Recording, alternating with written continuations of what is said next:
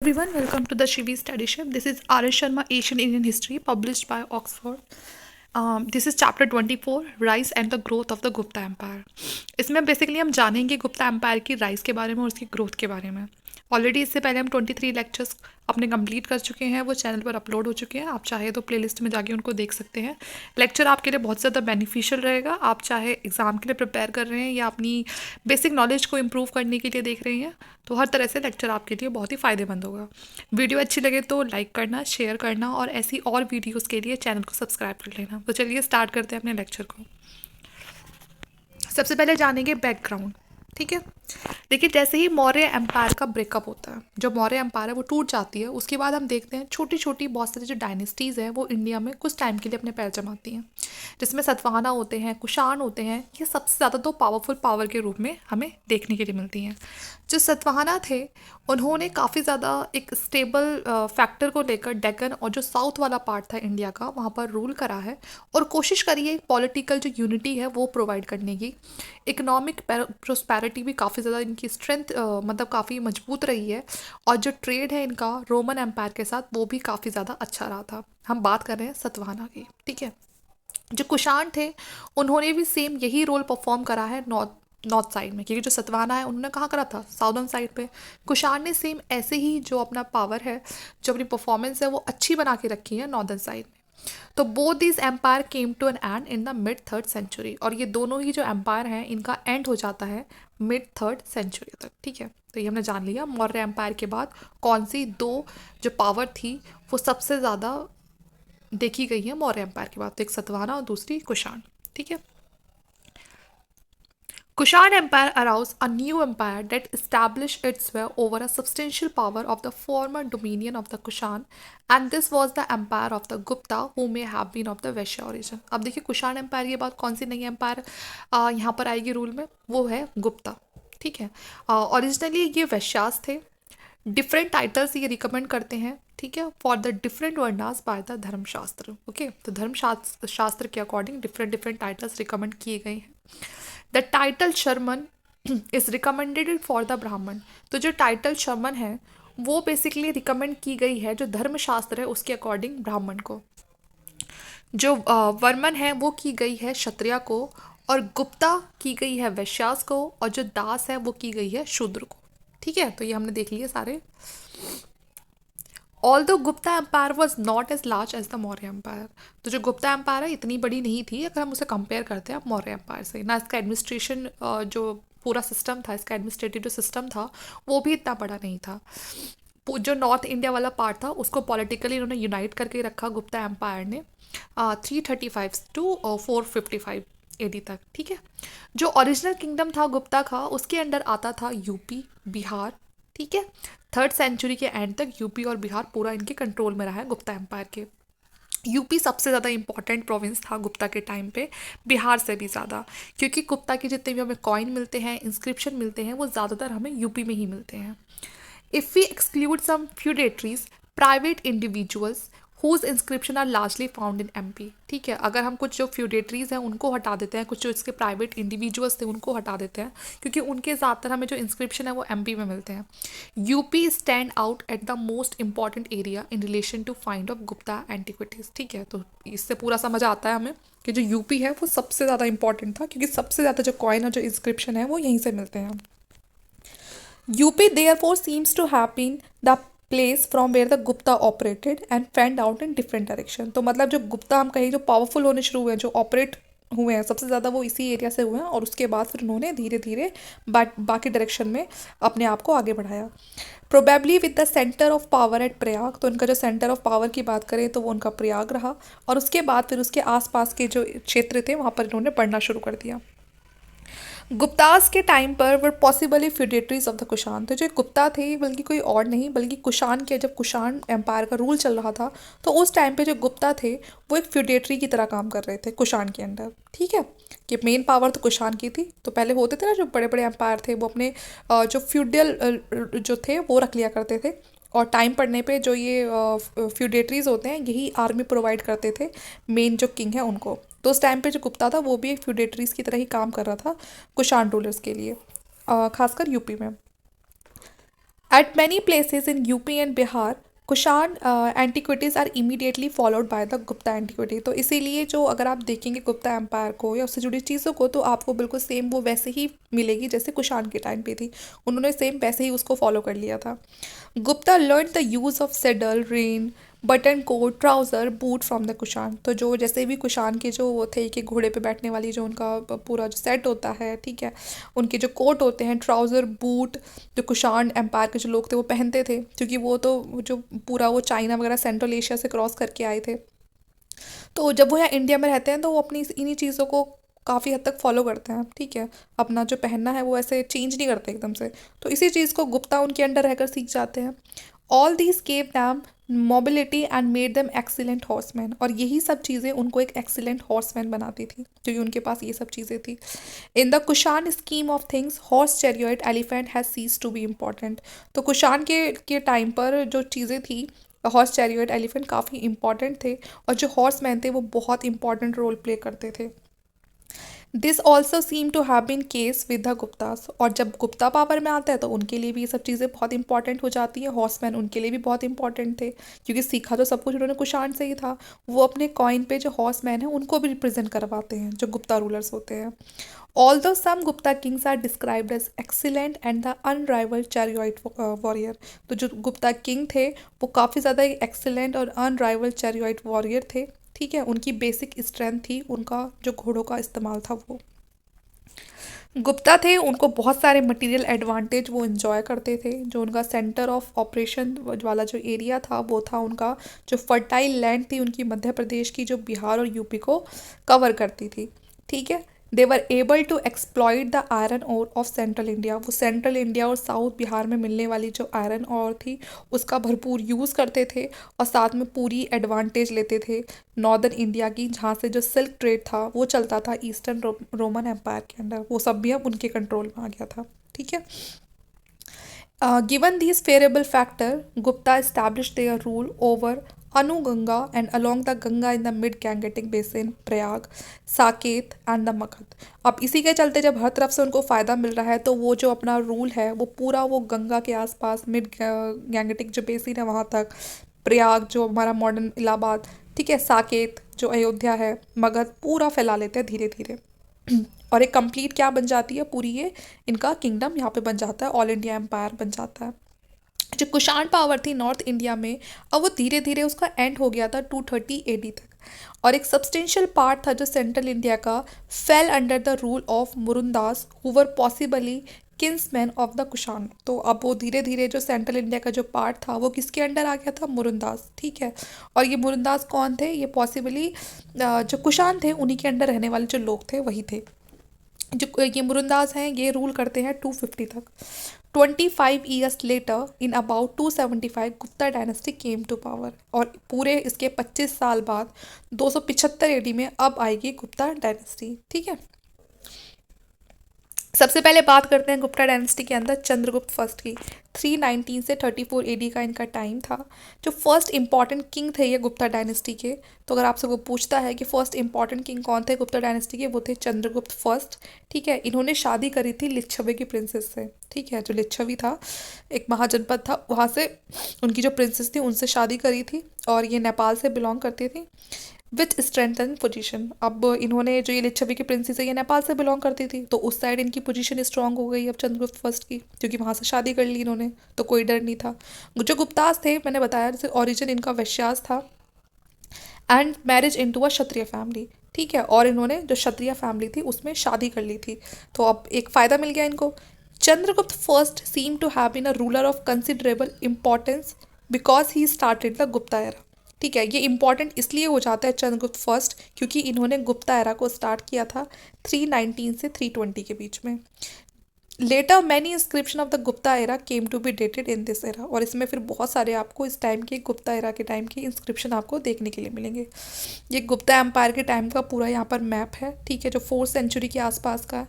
यहाँ से आपको पूरा समझ आ रहा होगा कि ये जो सारा जो एरिया है, ठीक है, ये सारा किसके अंडर है, ये सब गुप्ता जो एम्पायर है उसके अंडर था, ओके। ये गुप्ता एम्पायर का है 4th सेंचुरी के आसपास का, ये पूरा जो हाईलाइटेड एरिया है,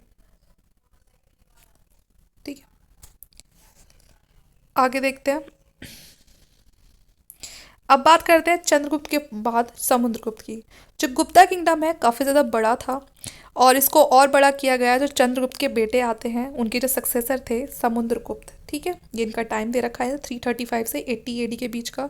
ये बिल्कुल अपोजिट थे अशोक के। Ashok believed in a policy of peace and non aggression, but Samudragupta dilated in violence and conquest. ठीक है, तो अशोक जहाँ बिलीव करते थे कि हमें बिल्कुल शांति से काम लेना चाहिए, बिना कोई लड़ाई झगड़े के गुस्सा नहीं करना चाहिए, लेकिन समुद्रगुप्त बिल्कुल वो लड़ाई झगड़े वाले इंसान थे कि जाओ और बिल्कुल वॉर स्टार्ट कर दो। इनके कोर्ट में एक पोइट थे हरिसेन, जिन्होंने जो समुद्रगुप्त है उनके और उनके राज्य के बारे में लिखा है एक काफ़ी बड़ी लॉन्ग इंस्क्रिप्शन में, जिसमें उन्होंने उस समय जो उनकी कंट्री में जो लोग थे उनके बारे में बताया हुआ है, और कौन कौन से जो एरिया जो समुद्रगुप्त ने जीते उसके बारे में बताया हुआ है। ये जो इंस्क्रिप्शन है ये आपको इलाहाबाद में मिलेगा, जो इलाहाबाद पिलर है उस पर मिलेगा लिखा हुआ। And that carry the inscription of peace loving Ashoka. ठीक है, और यही वो इंस्क्रिप्शन है जिसपे अशोका ने अपनी बहुत ही अच्छी शांति और प्यार भरी जो जो लोगों के लिए बातें हैं वो लिखी हैं। The places and the countries conquered by Samudragupta can be divided into 5 group. तो समुद्रगुप्त ने जो भी कंट्रीज जो भी प्लेसेस जीते उनको 5 ग्रुप में डिवाइड किया गया। पहला ग्रुप था include the princes of the Ganga Yamuna Dwab who were defeated and whose kingdom were incorporated into the Gupta Empire।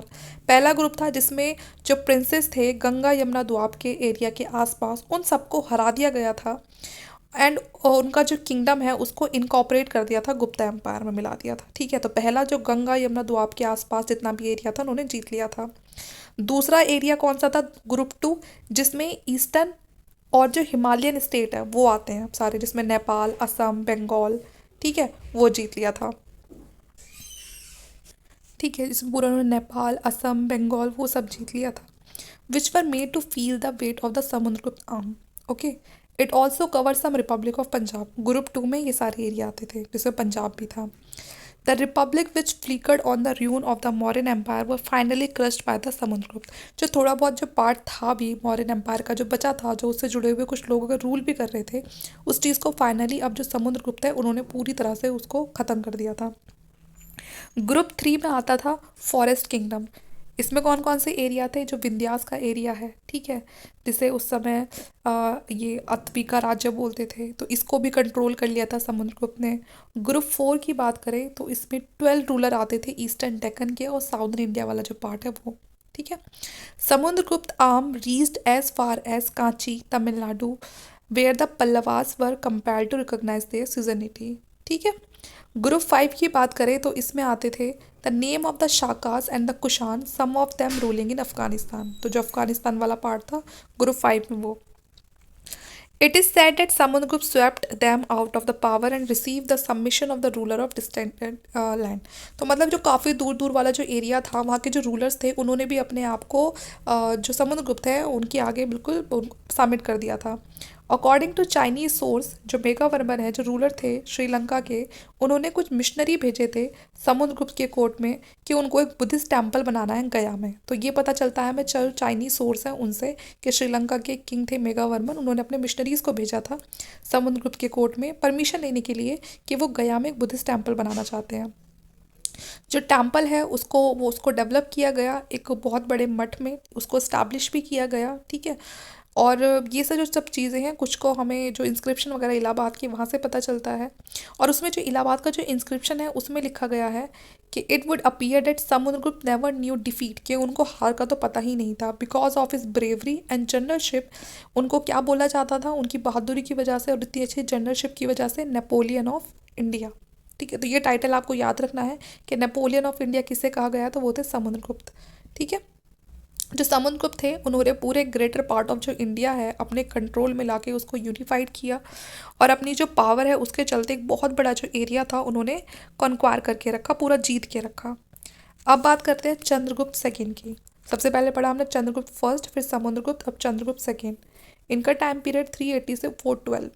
तो जो इनका टाइम था, जो इनका पूरा का पूरा जो एरिया था इनका चंद्रगुप्त सेकेंड का, high water mark of the Gupta empire, सबसे इंपॉर्टेंट और हाई मतलब एक रिमार्केबल ग्रोथ हम कहेंगे। He extended the limit of the empire by marriage alliance. तो इन्होंने जो अपना एक्सटेंड था वो कैसे किया, मैरिज अलाइंस करके और कॉन्क्वेस्ट करके भी। चंद्रगुप्त ने शादी करी जो डॉटर थी प्रभावती, ठीक है, to the Vakataka prince of Brahmin caste. मतलब उनकी चंद्रगुप्त जो चंद्रगुप्त थे उन्होंने अपनी बेटी प्रभावती की शादी करी किससे, जो वकाटका प्रिंस थे, ठीक है। और ये जो वकाटका प्रिंस थे ये ब्राह्मण थे। तो चंद्रगुप्त ने अपनी बेटी प्रभावती की शादी करी जो वकाटका प्रिंस थे उनसे। और इस तरह से जो वकाटका प्रिंस जो सेंट्रल इंडिया में रूल कर रहे थे, अब वहाँ पर भी इनडायरेक्टली किसका कंट्रोल हो गया, चंद्रगुप्त सेकंड का कंट्रोल हो गया।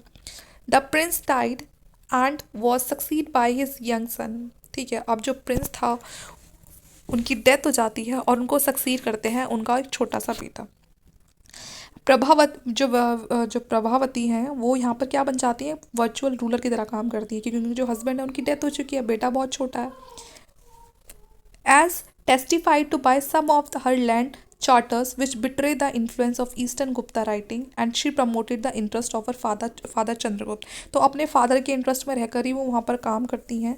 Thus Chandragupta exercised indirect control over the Vakataka kingdom in central India। तो इस तरह से जो चंद्रगुप्त थे उनका एक इनडायरेक्ट कंट्रोल हो गया था किस पे, वकाटक किंगडम पे जो सेंट्रल इंडिया में थी, और उससे उनको एक काफ़ी ज़्यादा एक ग्रेट एडवांटेज मिल रही थी। With this great influence in this area Chandragupta second conquered Mathura from the Kushan. अब इस एडवांटेज के मिलते कि भाई अब उस एरिया पर तो एक बड़े से एरिया पर उनका कंट्रोल है, तो जो उसके आसपास का जो एरिया था मथुरा का वो भी जीत लेते हैं कुषाण से। और बाद में चल के वो वेस्टर्न मालवा को भी ऑक्यूपाई कर लेते हैं, गुजरात को भी कर लेते हैं for about 4 century under the rule of Shaka satrap, जो अभी तक 4 सेंचुरी से जो शाका थे उनके कंट्रोल में था। The conquest gave Chandragupta control over the western sea coast. तो अब यहाँ पर जो चंद्रगुप्त थे उनको पूरा जो वेस्टर्न सी कोस्ट था उसका रूल भी मिल गया, और वो बहुत ज़्यादा इंपॉर्टेंट था ट्रेड और कॉमर्स के लिए, क्योंकि सबसे ज़्यादा वो सी रूट फॉलो किया जाता था ट्रेड के लिए। तो इस तरह से उनका जो एम्पायर था काफ़ी ज़्यादा प्रॉस्पेरस हो गया था, क्योंकि जितनी भी जो एरिया था प्रॉस्पेरिटी वाला, मालवा, गुजरात, ठीक है, और ये जो चीफ सिटी उज्जैन थी, सब किसके कंट्रोल में आ गया, वो चंद्रगुप्त के कंट्रोल में आ गया। जो उज्जैन है seem to have been made the second capital by Chandragupta second, और चंद्रगुप्त सेकंड ने उज्जैन को अपनी सेकंड कैपिटल भी बना लिया था, ठीक है। The exploits of a king called Chandra are glorified in an iron pillar inscription fix near Qutub Minar in Delhi. जो दिल्ली में कुतुब मीनार है उसके पास जो इंस्क्रिप्शन लगा हुआ है आयरन पिलर, उसमें काफ़ी बड़ा चढ़ा के इनके बारे में, इनकी तारीफों में बहुत कुछ लिखा गया है। If Chandra correspond to Chandragupta second it would appear that he established Gupta authority in the north western India and in the substantial part of the Bengal, जिसमें बताया हुआ है कि किस तरह से जो गुप्ता अथॉरिटी है वो पूरी नॉर्थ वेस्टर्न इंडिया में इनके द्वारा पूरी अच्छे से सेट कर दी गई थी, और बाकी कुछ पार्ट बंगाल में भी, ठीक है। चंद्रगुप्त सेकंड ने एक टाइटल अडॉप्ट किया था जिसका नाम था Vikramaditya, which had been first use by the Ujjain ruler and as a mark of victory over the Shaka of western India. और ये जो टाइटल है ये कब लिया गया था, जब उन्होंने जो शाका है उनको हरा दिया था।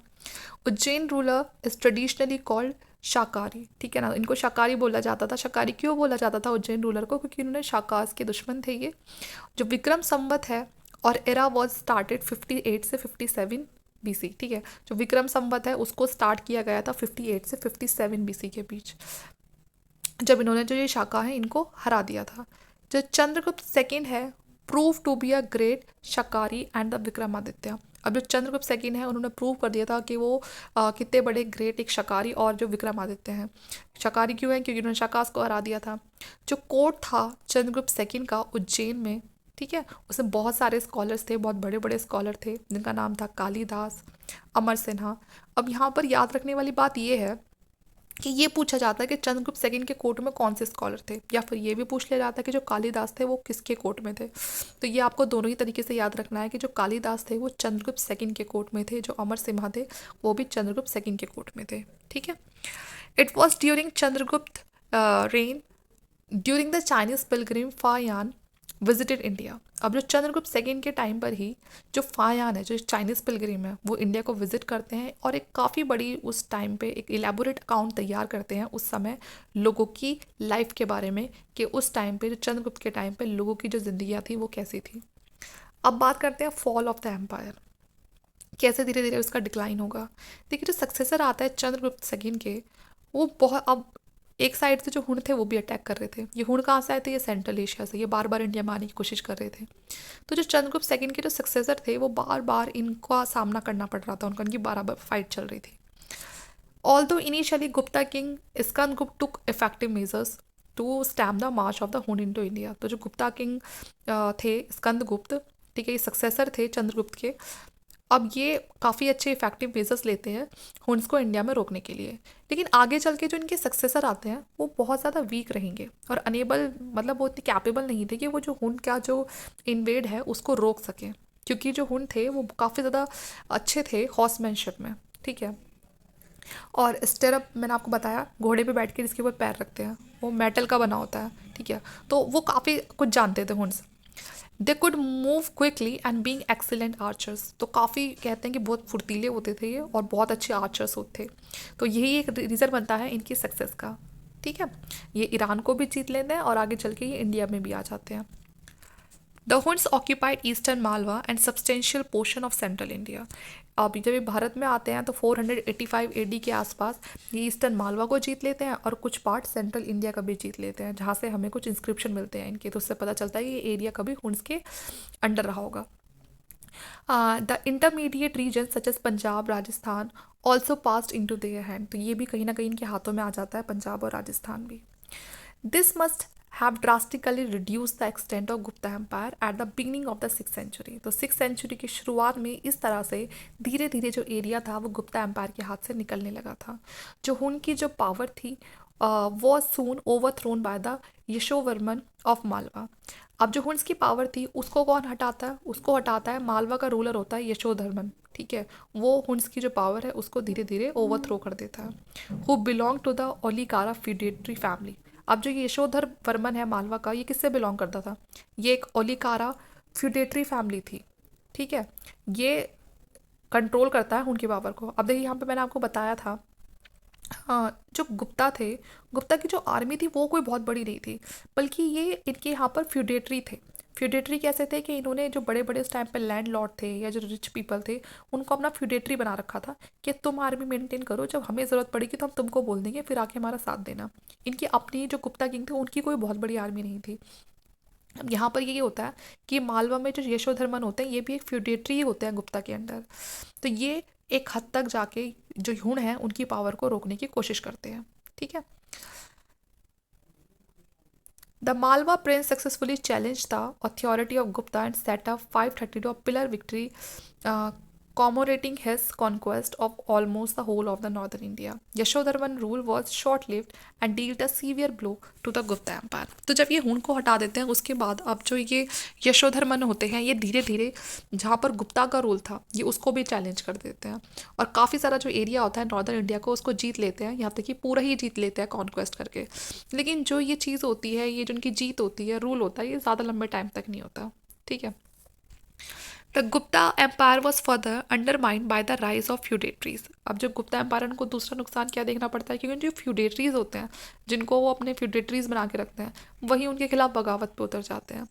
The governors appointed by the Gupta king in north Bengal and their feudatories in Samatata in a south east Bengal tended to declare themself independent. इनके जो खुद के ही जो लोग होते हैं जिनको ये जगह जगह गवर्नर बना के बैठा देते हैं, फ्यूडेटरीज बना देते हैं, वही इनके खिलाफ बगावत कर देते हैं और इंडिपेंडेंट बोलते हैं कि हम किसी रूलर के अंडर वंडर काम नहीं कर रहे हैं, हम तो अपने आप में इंडिपेंडेंट है।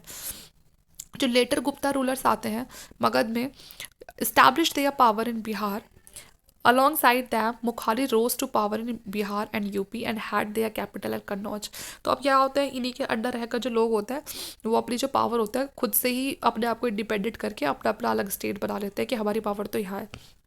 जैसे कि जो मुखारी थे वो बिहार और यूपी में देखे गए, ठीक है, और उन्होंने अपनी कैपिटल बता दी Kannauj. It seems that by AD 550 Bihar and UP had passed out of the Gupta hand, और इस तरह से गुप्ता के हाथों से बिहार और यूपी भी निकल जाता है। By the beginning of the 6th century, we find independent princes issuing land grant in their own right in northern MP, and though they use the Gupta era dating their charters। आगे 6th century में देखा जाता है कि जो independent जो princess थे, ठीक है, जो पहले कभी गुप्ता के अंडर रह के काम कर रहे थे, अपने आप को इंडिपेंडेंट कर लेते हैं और लैंड ग्रांट्स वगैरह भी इशू करने शुरू कर देते हैं, ठीक है, नॉर्दर्न एमपी वगैरह में बिना किसी जो जिनके अंडर ये रह के कभी काम करते थे, बिना उनसे पूछे ये अपने आप को इंडिपेंडेंट कर देते हैं और लैंड वगैरह भी ग्रांट करनी शुरू कर देते हैं। ठीक है, और जो गुप्ता एरा था उसको अपना एक डेटिंग की तरह, एक डेटिंग चार्टर की तरह उसको यूज़ करते हैं। ठीक है, जो रूलर थे वल्लभी के, वो भी अपनी अथॉरिटी को गुजरात पर, वेस्टर्न मालवा में इस्टेब्लिश कर देते हैं, जो रूलर वल्लभी के थे। After the reign of Skandgupta, that is 467 AD, hardly any Gupta coin or inscription has been found in Western Malwa and Saurashtra. तो ये मान लो कि स्कंदगुप्त के बाद, जैसे मैंने बताया कि इनके बाद इनका कोई भी सक्सेसर बहुत ज़्यादा कैपेबल नहीं आता है, और इसी के चलते स्कंदगुप्त के बाद आपको कोई भी गुप्ता कॉइन, कोई भी इंस्क्रिप्शन वेस्टर्न मालवा में और सौराष्ट्र में देखने के लिए नहीं मिलेगा। The loss of western India which seems to have been complete by the end of the 5th century। जो लॉस है वेस्टर्न इंडिया का, मतलब जहाँ से पूरा जो गुप्ता एम्पायर जो हट चुका था, वो आपको 5th सेंचुरी के आसपास देखने के लिए मिल जाएगा। must have deprived the Gupta of the rich revenue from trade and commerce and crippled them economically। In northern India, the prince of Thaneshwar established their power in Haryana. जो नॉर्दर्न इंडिया में देखें तो जो थानेश्वर के प्रिंस थे वो भी अपनी पावर को इस्टेब्लिश कर देते हैं हरियाणा में, और gradually moved on to the Kannauj, और धीरे धीरे वे भी मूव ऑन करके कन्नौज तक आ जाते हैं। तो आप देख रहे हो जो गुप्ता हैं, गुप्ता के अंडर रह रहे जो उनके गवर्नर थे, उनके जो फ्यूड्यूटरीज थे, वो जैसे ही गुप्ता एम्पायर वीक पड़ता है वो जगह जगह पर अपने आप को इंडिपेंडेंट घोषित कर देते हैं। इस तरह से गुप्ता एम्पायर बहुत सारी जो डिफ़िकल्टीज़ है वो देखता है, and found it difficult to maintain a large professional army because of the growing practices of giving land grants for religious and other purposes which was bound to reduce revenue. Gupta empire को दूसरी जो मुश्किलें हैं वो इसलिए देखनी पड़ी क्योंकि उन्होंने कभी ध्यान नहीं दिया कि वो अपनी जो एक आर्मी है, जो प्रोफेशनल आर्मी है, उसको मेंटेन करके रखे। नहीं, वो बड़े बड़े ना सबको लैंड ग्रांट्स देते रहते थे, किसी को रिलीजियस पर्पस के लिए, किसी को किसी और वजह से। अब जब आप अपनी जो ज़मीन है किसी और को दोगे तो वहाँ से आपको लैंड रिवेन्यू कहाँ से मिलेगा? ठीक है, जब रिवेन्यू ही आप इकट्ठा नहीं कर पाओगे उस पर, तो कहाँ से अपनी आर्मी को मेंटेन करोगे?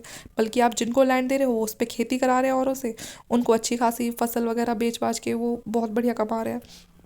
तो अमीर तो आपने वो कर दिए है ना, अपने फ्यूडेटरीज को लैंड ग्रांट दे रहे हो, ब्राह्मण से उनको लैंड ग्रांट दे रहे हो। तो यहाँ पर इसीलिए जो प्रिस्ट वगैरह है वो अपने आप को एक लैंडलॉर्ड की तरह ट्रीट करने लगे। जो अभी तक एक पुजारी थे, अब उनको इन्होंने दान दक्षिणा में इतनी बड़ी बड़ी ज़मीनें देके उनको लैंडलॉर्ड बना दिया। तो इसीलिए जो गुप्ता स्टेट है उसके पास रिवेन्यू की कमी हो गई, और बल्कि जो उनके फ्यूडेटरीज थे उनके पास लैंड रिवेन्यू की बहुत ज़्यादा, मतलब जो चीज़ें हैं वो पैसे हैं वो बहुत बढ़ गए। तो इसलिए उन्होंने जैसे ही उनका जो रूलर था वो वीक पड़ा, उन्होंने सबने अपने आप को इंडिपेंडेंट कर दिया। Their income may have been also lost by the decline of foreign trade. जो फॉरेन ट्रेड था वो भी डिक्लाइन होना शुरू हो गया था, तो उससे भी एक इफेक्ट पड़ता है इनकी इनकम पे। The migration of guild of silk weaver from Gujarat to Malwa in AD 473 and their adoption of non-productive profession showed that there was no great demand। अब जो पहले सिल्क वीवर थे उनका जो गिल्ड था वो बहुत अच्छा काम करता था, गुजरात से मालवा तक वो रहते थे क्योंकि उनका ट्रेड चलता था ईस्टर्न रोमन के साथ। लेकिन अब जो ईस्टर्न रोमन के जो लोग थे उनको ये जो आर्ट होती है, जो लर्निंग होती है सिल्क को बनाने की, वो सीख चुके थे। और जब वो सीख चुके थे तो वो बाहर की कंट्रीज से क्यों लेंगे? क्योंकि पहले चाइना से होता हुआ सिल्क इंडिया में आ रहा है, इंडिया से फिर रोमन में जा रहा है, लेकिन अब जो रोमन वाले सीख गए तो वो क्यों खरीदेंगे? तो इसलिए जो गुजरात और मालवा में रह रहे जो सिल्क वीवर थे, ठीक है, जिनको आता था सिल्क वगैरह बनाना, अब उनका जो ये प्रोफेशन था ये पूरी तरह से ख़त्म हो गया था क्योंकि डिमांड में ही नहीं था। तो इसलिए इन्होंने अपने खुद के काम को छोड़ के इन्होंने दूसरा काम करना शुरू कर दिया। The advantage from Gujarat trader gradually disappear. इस तरह से जो गुजरात में रह रहे जो ट्रेडर्स थे उनको जो एडवांटेज मिली हुई थी सी कॉस्ट पर रहने की, पूरी तरह से डिसअपियर होती जा रही थी।